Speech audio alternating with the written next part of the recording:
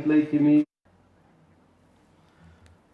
आणि एक बुलेटिन मध्ये महत्त्वाची बातमी आपण पाहतोय। देवेंद्र फडणवीसांकडे राज्याचं गृहमंत्रीपद गेलंय। खाते वाटपाच्या संदर्भातली सगळ्यात महत्त्वाची आणि मोठी ब्रेकिंग न्यूज आपण पाहतोय। चंद्रकांत पाटील यांच्याकडे उच्च आणि तंत्र शिक्षण खात्याची जबाबदारी आता देण्यात आलेली आहे, तर गणेश नाईकांकडे वनमंत्री पदाची जबाबदारी देण्यात आलेली आहे। आताची सगळ्यात महत्त्वाची आणि मोठी ब्रेकिंग न्यूज खाते वाटपाच्या संदर्भातली आपण पाहतोय।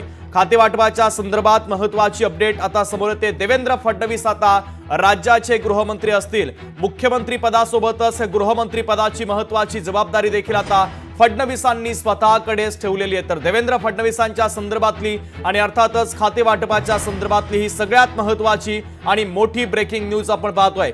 अखेर महायुतीचं खाते वाटप हे समोर आलेलं आणि या खाते वाटपाच्या संदर्भातली ही यादी आपण पाहतोय। देवेंद्र फडणवीस हेच आता राज्याचे गृहमंत्री असतील। अजित पवारांकडे अर्थ खात्याची जबाबदारी देण्यात आलेली आहे। चेतन ननावरे आपले प्रतिनिधी या खाते वाटपाच्या संदर्भात महत्त्वाची अपडेट आपल्यापर्यंत पोहोचवतात। चेतन, अखेर खाते वाटपाची यादी जाहीर आली आहे। त्या प्रकारे आपण पाहत आहोत की जी यादी आता समोर आली आहे राज्यपालांकडे दिलेली, त्यामध्ये विशेषमध्ये तर काही तांत्रिक अडचणीमुळे चेतन यांच्याशी आपला संपर्क होऊ शकत नाहीये। पुन्हा संपर्क करण्याचा प्रयत्न करूया। देवेंद्र फडणवीस राज्याचे गृहमंत्री झालेले आहेत, तर एकनाथ शिंदे यांच्याकडे नगरविकास आणि गृहनिर्माण खात्याची जबाबदारी देण्यात आली आहे। मात्र देवेंद्र फडणवीस यांच्याकडेच गृहमंत्री पदाची जबाबदारी आहे।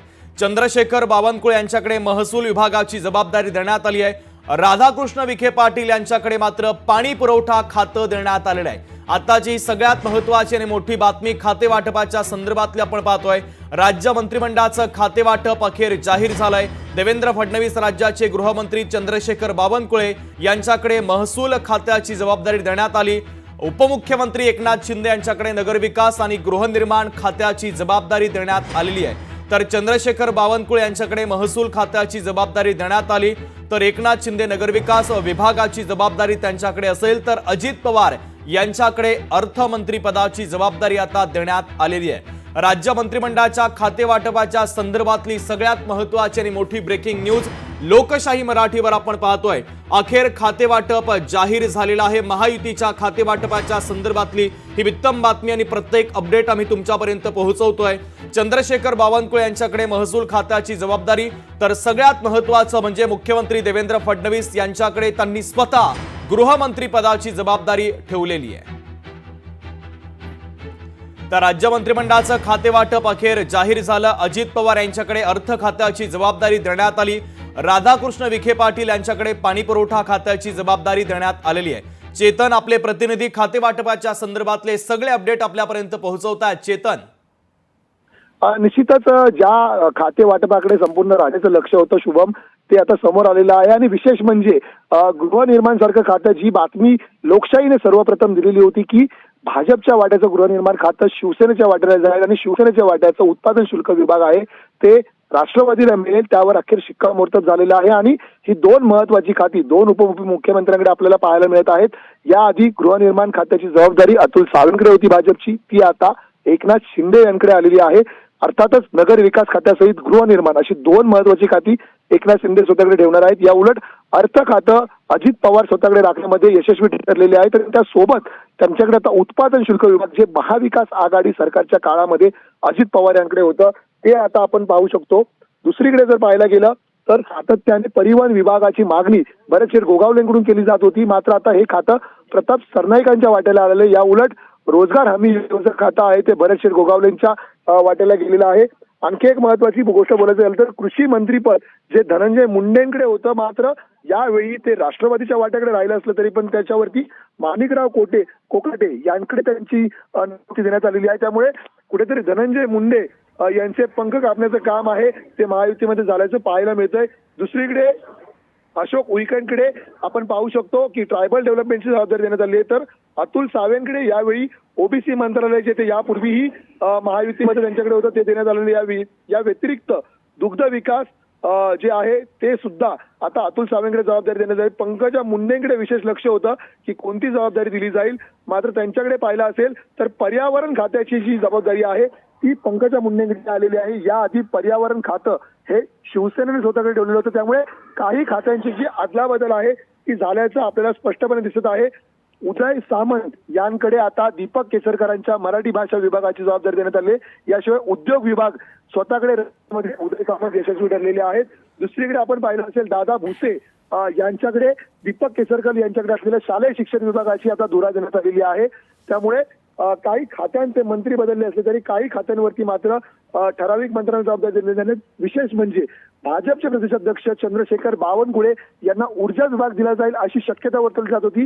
मात्र आता त्यांच्याकडे महसूल विभागाची जबाबदारी देण्यात आलेली आहे. त्यामुळे एकूणच आपण पाहत असो जे बडे मंत्री आहेत त्यांच्याकडे खांदापालट खात्यांचा करण्यात आलेला आहे.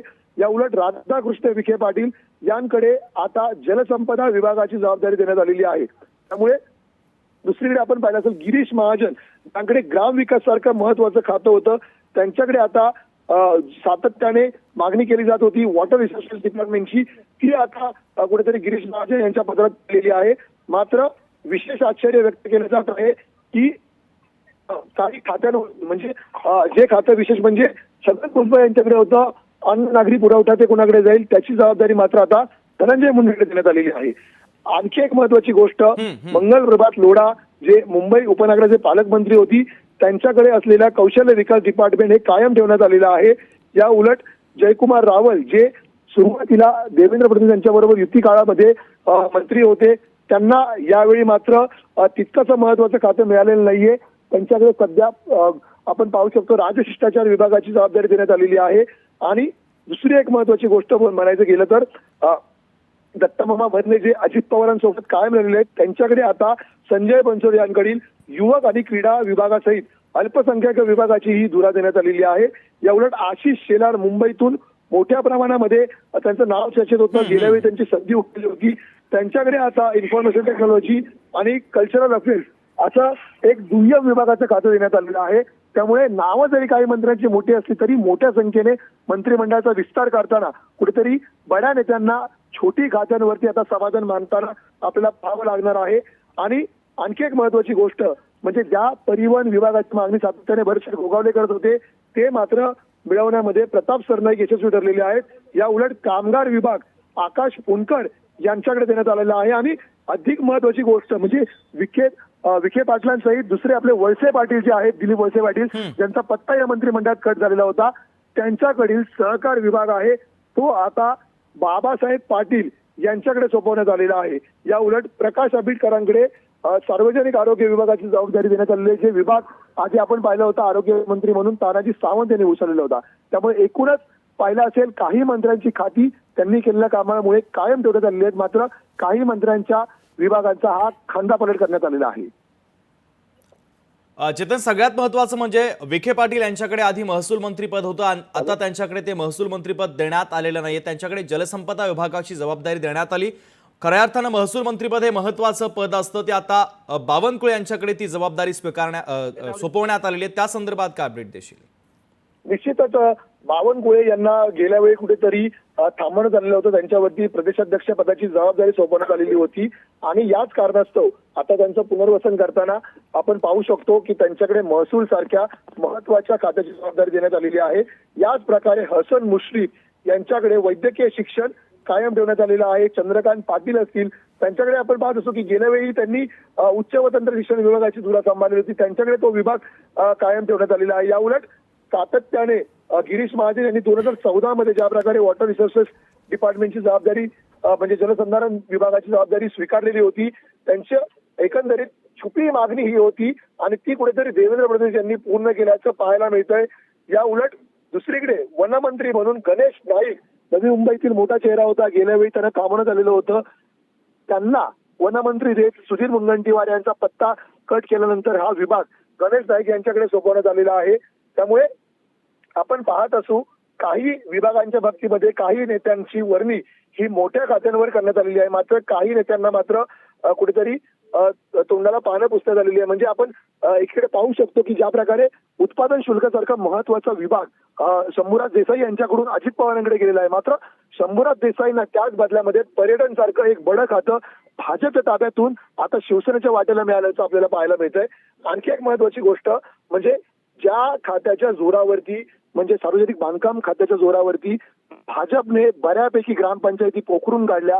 ठाण्यापासून तळ कोकणापर्यंत रवींद्र चव्हाणांनी अक्षरशः ठाकूर आणि ठाकरेंचे बालेकिल्ले उद्ध्वस्त केलं. त्याची जबाबदारी शिवेंद्रसिंहराजे भोसले यांच्याकडे देण्यात आलेली आहे. त्यामुळे साताऱ्याच्या वाट्याला जर आपण म्हणायला गेलं तर सार्वजनिक बांधकाम असेल किंवा आपण दुसरीकडे बोलू शकतो पर्यटन सारखी महत्वाची खाती जी आहेत ती गेल्याचं आपल्याला.